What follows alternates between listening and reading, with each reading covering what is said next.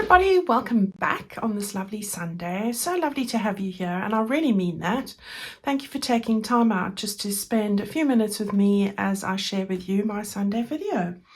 Today I'm going to do something a little bit different, as I get a lot of questions about items that I use, equipment, and all sorts of different things. So I thought I'd share my top tools and the reason why I choose those, and we can go through some of those things together. Now obviously this is my personal opinion and everybody's different, but if you're new to the channel or new to junk journaling, I hope that this inspires you not to spend too much money on all the fantastic things out there, but to I'm really trying to impart some of my personal experience of using different things, and really this is what works for me. All right, so I'm going to start off with something really basic, and this is definitely my personal opinion and often not the opinion of others, and it's really cheap one. So the first thing, that my favorite tool to use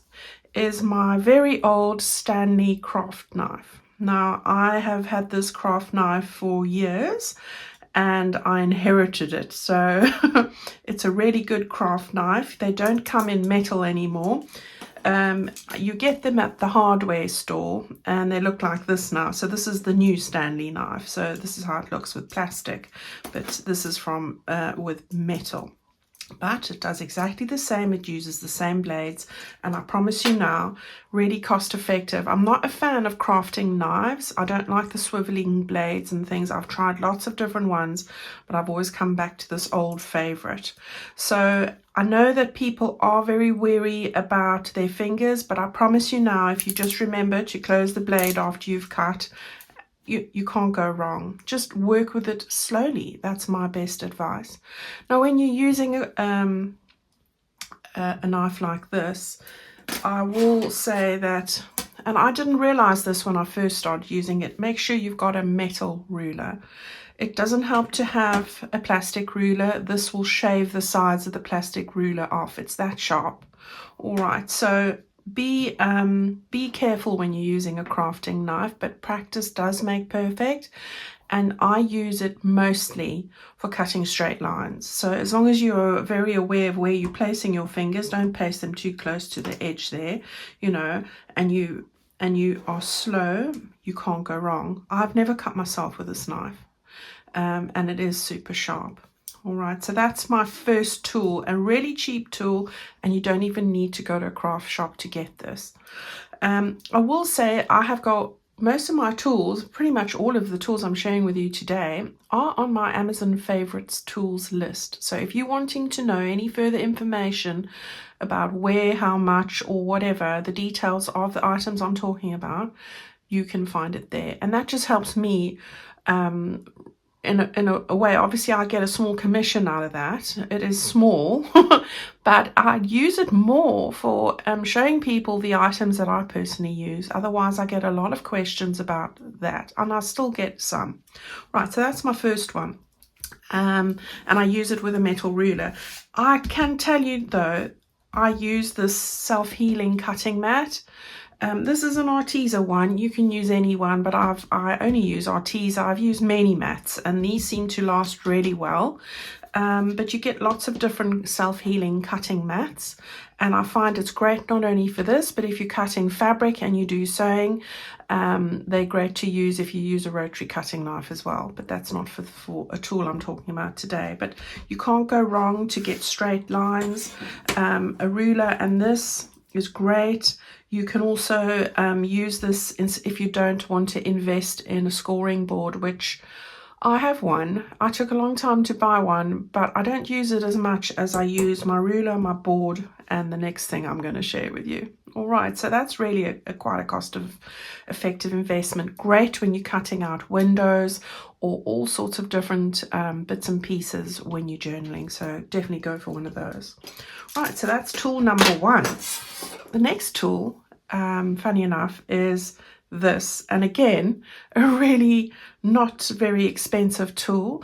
This is a bone folder, as you would know, but this particular one is a Martha Stewart one, and I was very kindly gifted this. I'm not sure if this is available anymore, but I love this.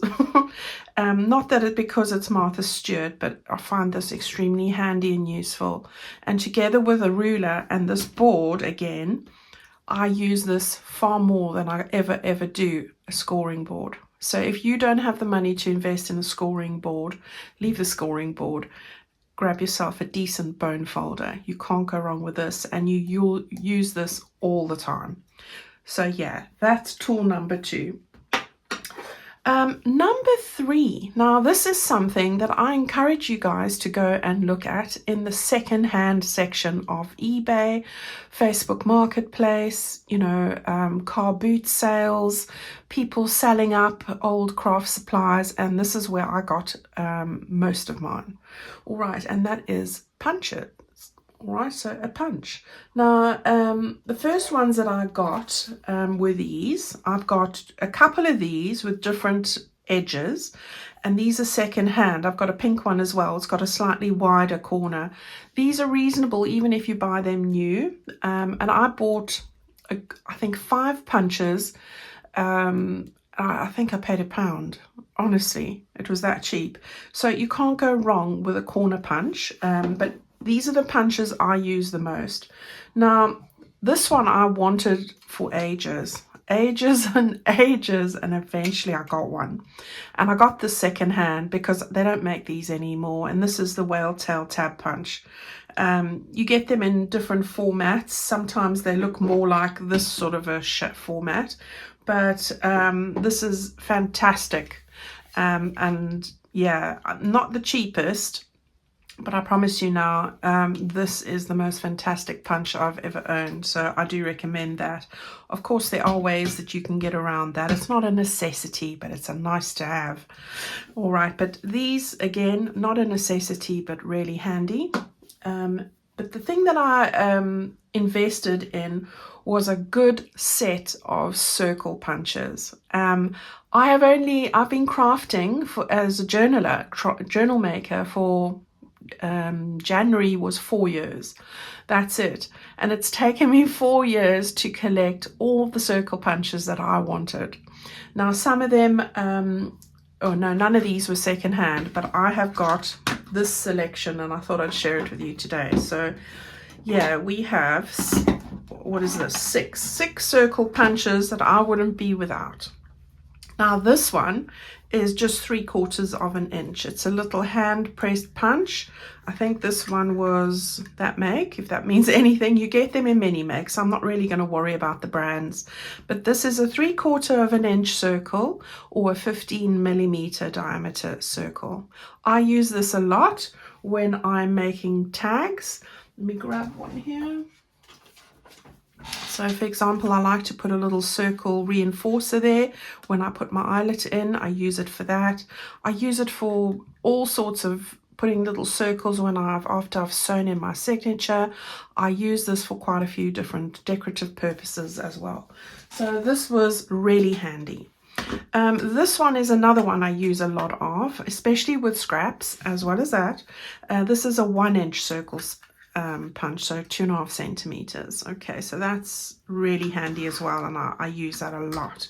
Now these are the ones that took me the longest to get, and these are circles of between 1 1/4, which is this one, 1 1/2, 1 3/4, and 2-inch punches.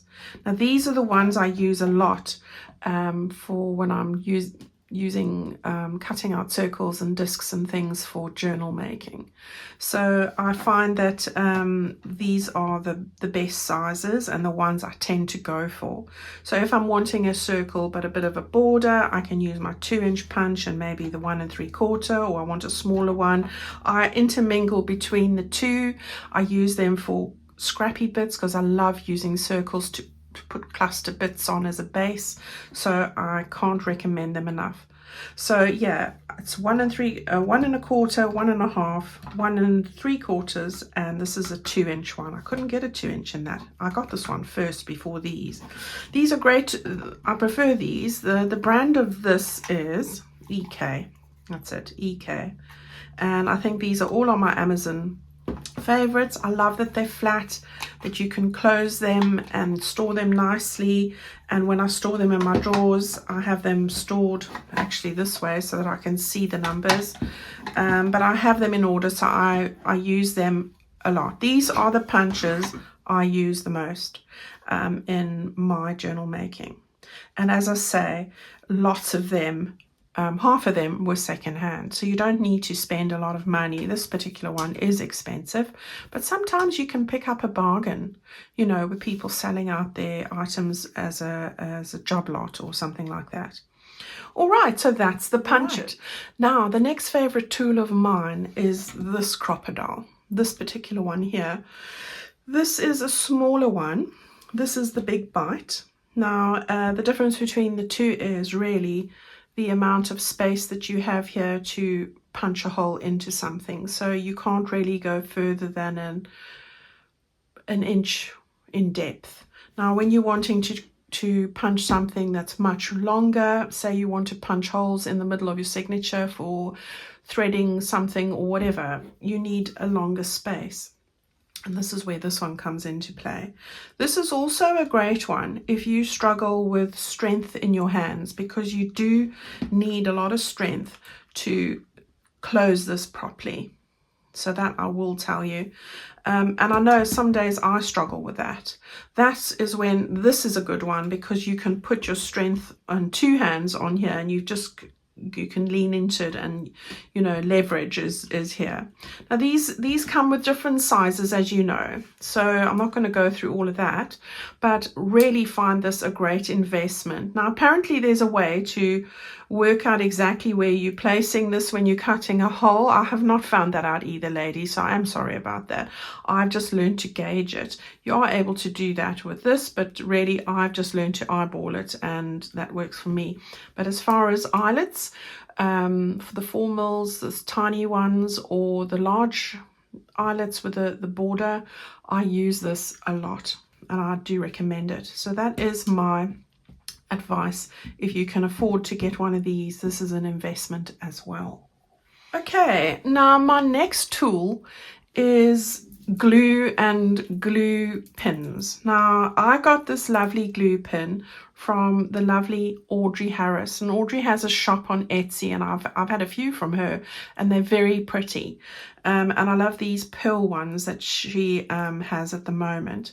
And this glue pin is the best way if you have art glitter glue, or the other one, you know, this one I'll get to. I highly recommend it. So I just wanted to share a couple of things about the glue I use, why I use it, what I use it for. So just bear with me if you know about this. Now, I use only 3 types of glue. That's it. I use a glue stick, which is this. Uhu, I found is the best. I use this on things that I'm going to sew over. Now, I just find that this doesn't have the longevity. It starts to dry and things don't stay down long enough for my liking for this alone. So I use this when I want to stitch over it, especially if I'm making tags or ephemera. And I want to stick something on the back of it, or onto recycled card, which I do a lot. I use this. So I swear by this glue stick. There are other glue sticks. Some of them make your paper wet and all sorts of things. I found this is the one for me. All right, so that's that. This is my art glitter glue. I love the fine tip of this, but of course it clogs up. So this is why the glue pin is absolutely amazing. And I'll put Audrey's link in the description box below if you're interested in this. These are beautiful. So I recommend the glue pin. It was the best investment. I used to stick blue tack on here, but it doesn't help with clearing the dried glue in the nozzle itself. So this I use. It's quite expensive glue, but because you're using a very fine nozzle, which you can buy separately, it gives you the right amount, especially for die cuts, and it sticks like concrete. Honestly, this is a fantastic product, and I've used the same small bottle here, and I buy the bigger refills because I find it cheaper, and often buy the glue on an offer somewhere. Again, I get it from Amazon. So this is that. I use this one the most. Then this is a Sugar Bell bottle, which comes from the States, and I love these. This was gifted to me. And I love this because it's Fabri-Tac in here. So or the Beacon 3-in-1. So this is the glue that's in here, and the reason why is because it has this lovely fine nozzle again and again. I will take this, I've got another one, and it works beautifully if you just need to clear that area. All right, these little bits as well keep it nice and dry from oozing out. And if you crafting with it, which I often do for fabrics, this is my fabric and lace glue. I use this. Then you can store it in, I've got a caddy next to me, just upside down, and it's not going to run out, and it's good to go. So the Sugar Bell bottle for this is great. So with the glue, it's about the nozzles and the little items to clear or keep the nozzles dry. Fantastic. So those are the 3 glues I use. That's a big question I get a lot. The very next thing which I wanted to share with you is having a pokey tool. Now this pokey tool is my favorite, and the reason why it is my favorite is because it's quite a fine point. Now you do get lots of pokey tools, and I've had the most beautiful pokey tools gifted to me, and lots of people have them. This one was from a Making Memories little tin that I got when I was scrapbooking. So we're talking about 25 years ago, and I don't think, because I've looked, they don't have those boxes anymore. I did find these on Amazon as sold as separates, but I'm not sure they have that anymore. I will have a check on my Amazon favorite. But grab yourself a pokey tool. I can't say enough about a pokey tool, not only for making holes in your signatures, but you know, when you want to put in brads, or I even use it when I want to put on little pearls.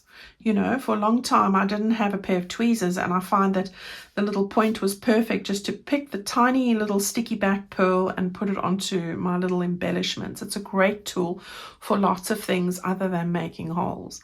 So grab yourself your favorite pokey tool. You can't go wrong with that. It's got so many uses. And what I have saved again, which is a piece of packaging, it's just foam where there were brads in here.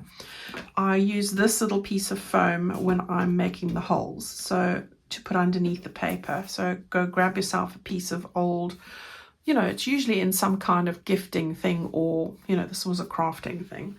So you can't go wrong with your pokey tool. All right, now what I wanted to talk about next was clips.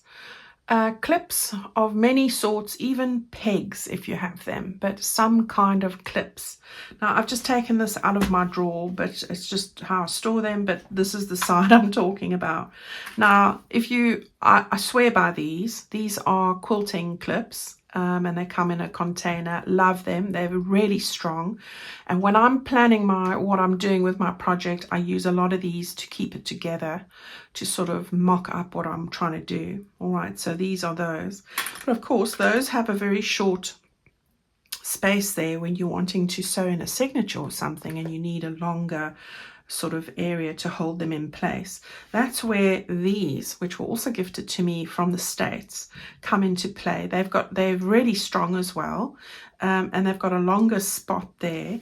But if I'm going to sew in my signatures, I use these, which hold a lot more. They've got a lot more, they're bigger and deeper, and I can hold my signatures in place. So get a selection. Especially, I had these for a very long time and used these for ages. But as I collect things, I get little pegs. Little pegs work. You know, you might have something like this, or bigger ones, you know, anything like that you have. Go look around the house. Just start off with one. I've collected a load, but these are a great start. All right, so that's on the clip side. Again, something that you could use pegs, crafting pegs or anything along those lines work well. Even if you've got just big paper clips, and I'm just seeing one here now, you know, this will also help. Just when you're planning, you like to keep things in place. You're not quite ready to glue it yet, but this sort of thing, that's just going to work. Just holding it where you need to. Here's another sort of an idea of a clip that I've collected. All right, so those are the clips. Another favorite of mine, I'm just grabbing them here behind me, are brushes. Now, these are actually, I've had these a while now, but these were makeup brushes. Well, they were never from the start. I bought them to use for crafting. And I find these just the best. I can't fault this. So you can pick these up. They don't have to be crafting brushes or blending brushes, we call them. Go and see if you can pick these up at your, you know, your charity shop or your like Dollar Tree or Poundland or somewhere like that, you know, the pound shops or the cheap shops. These are fantastic, and I use these all the time for my stencils. So you know, I've got different ones for different colors. I tend to use the bigger one for my vintage photo. The reds and pinks, I use the smaller one, and then I use this for the green and this for the lilacs. So you can have one for every color. I haven't gone to that length, but I've got 4 of these and I use them all the time, and they really were very cost effective, and I recommend them. You know, but I see that you can buy these as craft blending brushes, but whenever they add the word craft to anything, I think that they just start adding to the price. So, you know, have a look at other industries that aren't necessarily crafting industries. All right, so that's the brushes. Now, I've got 2 other things that I'm going to share with you. Now, these are not cheap items, but they are nice to have and things to aspire to have if that appeals to you. And the one is my sewing machine. All right, so my sewing machine is not a fancy sewing machine. You can have a look at the picture I have put there. It is a Singer sewing machine. It's a Singer Promise. It just does straight stitch, zigzag, and I think it makes buttonholes. Not much else. And that's all I needed to do. Not even the buttonholes, but the straight stitch and the zigzag. And you can get so many machines. That my machine was not expensive. You can get secondhand machines. You can get an old Singer that somebody's, you know, the first one I ever had a you know, you mechanically had to turn the wheel itself. That would do the job. Go and have a look on Facebook Marketplace if you wanting to get a sewing machine and you've never sewn before. I actually have a video on it in my How to Make a Basic Journal, where I cover that there with some tips. But you can't go wrong with picking up a little sewing machine. I think it just adds something to journal making. So again, not a necessity, but nice to have. Now, the very last item that I wanted to talk about is a die cut machine / embosser. Now, you get many different brands of these. I have the Sizzix Switch. I love it. I do use a lot of die cuts, so for me it makes sense. It's also great because I've got carpal tunnel and I struggle a lot with pins and needles and things in my hands a lot. So I find it quite hard sometimes to be cranking a die cut machine, but that's just me personally. Everybody's different. So the switch is electric. I just have to press a button and the plate will feed backwards and forwards. and that works for me. And that's because I use a lot of die cuts. So I would encourage you to have a look at what's right for you. You get different sizes of die cut machines, from really small to a lot bigger. They don't have to be electric. You can pick one up secondhand on Facebook Marketplace, people who are getting rid of their crafting stuff or changing to something else. You don't need to spend a huge amount of outlay in cash to get the most expensive one. The very first one I had was a little cuttle bug. It was tiny. I gave it away to somebody who was a crafter, and they made great use of it. It was only because I wanted a bigger one, and I then got the big shot, the A4 size, the large one, and I love that one as well.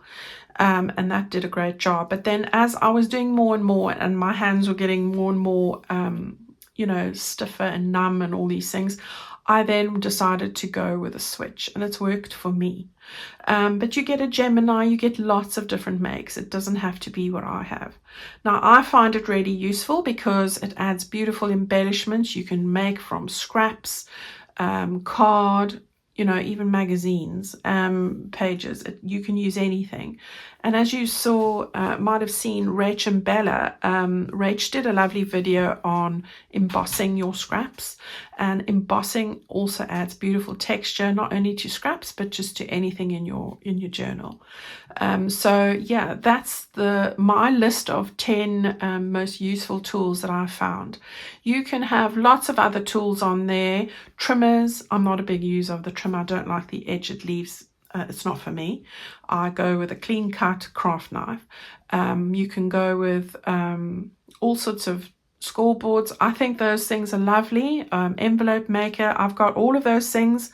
I hardly touch them, and that's the honesty of it.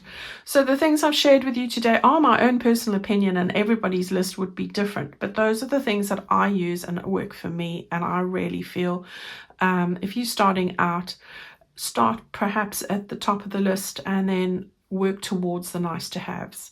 You might often find in families, people have sewing machines, somebody's been given one, it's stuck in their wardrobe or their cupboard or their garage, and they've hardly used it.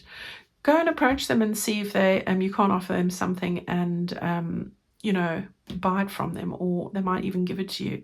So do go and have a look for a sewing machine, or possibly even a die cut. It's great gifts you can collect money for, or birthdays and everything, or when people are asking you, they can make a contribution as well. All right, so that's my Sunday video. I hope you found that useful. I know many of you you've been crafting for a long time, so this is probably quite boring, but I'm so sorry about that. But as I get so many of these questions, I feel that I need to address them and help people and give them some input as to what works for me and what doesn't really.